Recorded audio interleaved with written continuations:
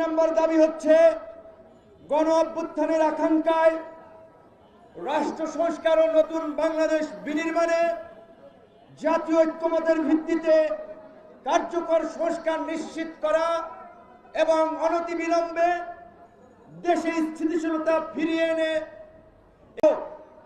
সামগ্রিক জন আকাঙ্ক্ষা পূরণে আমরা মনে করছি এই উপদেষ্টা পরিষদ ব্যর্থ হচ্ছে। এই উপদেষ্টা পরিষদের পুনর্গঠন সহ 2014, 18 এবং 24-এর ভুয়া নির্বাচনের আয়োজনের সাথে জড়িত ছিল তাদেরকে আইনের আওতায় নিয়ে আসা।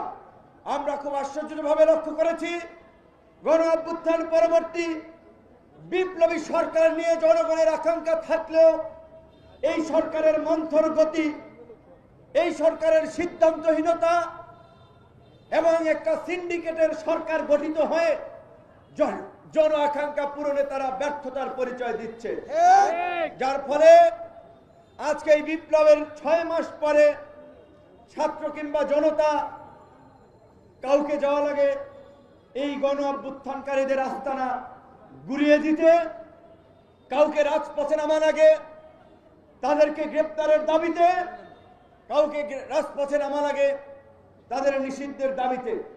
আমরা তো বন্দুকের নলের সামনে, কামানের সামনে নিজেদের জীবন সঁপে দিয়ে লড়াই সংগ্রাম করে এই সরকার গঠিত করেছি, এই সরকার প্রতিষ্ঠা করেছি। তারপরেও কেন আমাদের এই দুর্বৃত্তদের বিচারের দাবিতে রাজপথে নামা লাগবে, আমাদের কেন মিছিল করা লাগবে?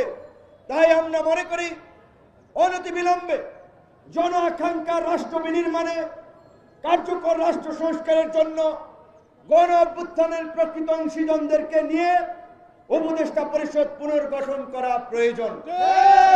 আমাদের নেতৃবৃন্দ বলেছে গত 6 মাস ধরে স্থানীয় সরকারে জনপ্রতিনিধি নাই। স্থানীয় সরকার কি গুরুত্বপূর্ণ আপনারা জানেন?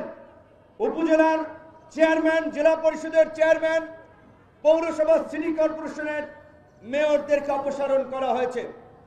6 মাসে এখন পর্যন্ত এই আমি বলবো অবশ্যই অদক্ষ এবং তারা তাদের কাজে ব্যর্থতার পরিচয় দিয়েছেন। এখন পর্যন্ত স্থানীয় সরকার বিষয়ে কোনো সিদ্ধান্ত নিতে পারে নাই। 6 মাসে স্থানীয় সরকার ছাড়া একটা সরকার কিভাবে চলবে, কিভাবে শক্তিশালীভাবে কাজ করবে? জনসেবা নিশ্চিত করতে স্থানীয় সরকারই হচ্ছে উন্নয়নের মূল কেন্দ্রবিন্দু। সেখানে এখন পর্যন্ত স্থানীয় সরকার নিয়ে সরকার সিদ্ধান্তে পৌঁছাতে পারে না, একটা অদক্ষ সরকার। তাহলে এই সরকার, স্থানীয় এই পৌরসভা, সিটি কর্পোরেশন চলবে কিভাবে? জনগণ সেবা পেতে ভোগান্তি হচ্ছে।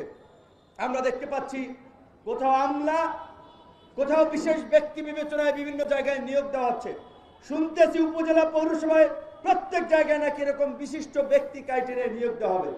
বিশিষ্ট ব্যক্তি ক্রাইটেরিয়ায় নিয়োগটা যে দেবেন, বিশিষ্ট ব্যক্তিটা সিলেক্ট করবে কে? কোন অথরিটি? এই সমস্ত ভাওতাবাজি চলবে না।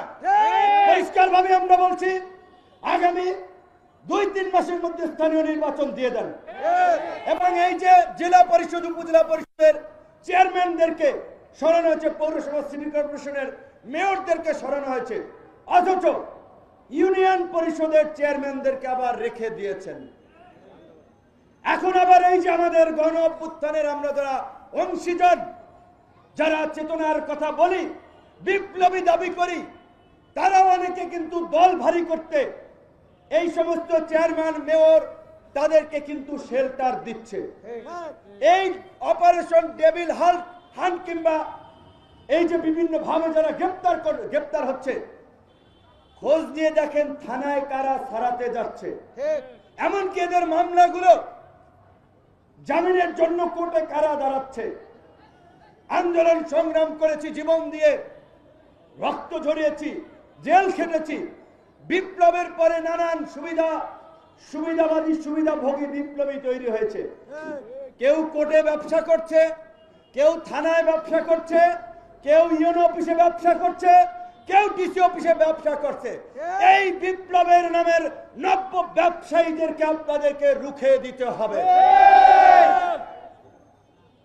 এই দেশের একমাত্র রাজনৈতিক দল গণ অধিকার পরিষদ, যারা কোনো সরকারি সুবিধা, গোয়েন্দা সংস্থার প্রেসক্রিপশন, বিদেশি মিশনের পরামর্শে তৈরি হয় নাই, জনগণের চাহিদা অনুযায়ী, জনগণের আকাঙ্ক্ষা অনুযায়ী রাজপথে ধারাবাহিকভাবে গত 7-8 বছরের আন্দোলন সংগ্রাম আজকে জন আকাঙ্ক্ষা পূরণে এই ভাওতাবাজি এবং ভণ্ডামির রাজনীতির মুখোশ উন্মোচন করার জন্য এবং ফ্যাসিবাদী শক্তি নির্মূল না হওয়া পর্যন্ত গণ অধিকার পরিষদকেই রাজপথে সোচ্চার ভূমিকা পালন করতে হবে।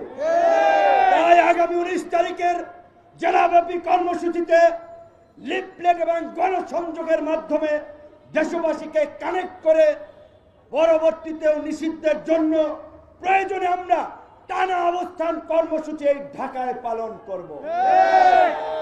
কিন্তু আমাদের পরিষ্কার কথা, আওয়ামী লীগ নিষিদ্ধের প্রশ্নে গণ অধিকার পরিষদ আপোষ করবে না। প্রয়োজনে যারা আপোষ করবে আমরা তাদের বিরুদ্ধে দাঁড়াবো। ভোটের রাজনীতির জন্য আপোষ করবেন, ব্যবসা বাণিজ্য ধান্দাবাজির জন্য আপোষ করবেন। এই আপোষ যারা করছে গণমাধ্যমের ভাই বন্ধুদেরকে বলবো, আপনারা এইগুলা নিয়ে একটু খবর প্রকাশ করেন। আওয়ামী লীগের নেতারা বিভিন্ন ব্যাংকের পরিচালক ছিলেন, চেয়ারম্যান ছিলেন, বিভিন্ন আর্থিক প্রতিষ্ঠানের দায়িত্ব ছিলেন। এই গণ অভ্যুত্থানের পরেও বহাল তবিয়তে থেকে চেকের মাধ্যমে বিভিন্ন ব্যক্তিকে ব্যবহার করে হাজার হাজার কোটি টাকা উঠিয়ে নিয়ে গেছে। আপনারা জানেন, এই খবরটা আম জনতা আমরা রাখি না। টাকা তারা উঠিয়ে নিয়ে গেছেন, অন্যদেরকে কমিশন দিয়েছেন। এই কমিশন বিভিন্ন স্তরে ভাগ বটরা হয়েছে। কাজেই আওয়ামী লীগকে নিষিদ্ধের নামে কোনো আইয়সমূলক পদক্ষেপে আমাদের সমর্থন দেওয়া যাবে না। আমাদের অবস্থান হচ্ছে, আওয়ামী লীগ নিষিদ্ধ না হওয়া পর্যন্ত গণ অধিকার পরিষদ সারা দেশে আন্দোলনের পাশাপাশি রাজপথের কর্মসূচিতে থাকবে। এবং আমরা একটা কথা বারবার মনে করিয়ে দিতে চাই, এই জাতি বড় দুর্ভাগা, এই জাতি বড় অভাগা। এই জাতির কৃষক, শ্রমিক, মেহনতি মানুষেরা, এই জাতির বীর সন্তানেরা ইতিহাসের দেশের সংকটে বারবার বুক চিতিয়ে লড়াই করেছে, জীবন দিয়েছে, কিন্তু পরিবর্তনের সুফল ভোগ করেছে গুটি কয়েক উঁচু তলার লোকেরা। এই বিপ্লবের পরেও তাই হতে যাচ্ছে। এই যে 24 জনের উপদেষ্টা পরিষদ, এমন উপদেষ্টা আছে যাদেরকে গত 16 বছরে অন্তত 50টা প্রোগ্রামে দাওয়াত দিয়েছিলাম, আসেন আপনারা একটু কথা বলেন, ফ্যাসিবাদের বিরুদ্ধে আওয়াজ তুলেন, মানুষ সাহসী হবে। তারা কিন্তু সিস্টেম করে চলেছে, একটা কর্মসূচিতেও আসে না। এমনকি তাদের মধ্যে অনেকে আওয়ামী লীগের ব্যবসায়ী থেকে শুরু করে প্রশাসনে থাকা এই ফাঁসিবাদের দোসরদেরকে শেল্টার দিচ্ছে। তাই আমরা বলছি, এই উপদেষ্টা পরিষদ অবশ্যই পুনর্গঠন করতে হবে।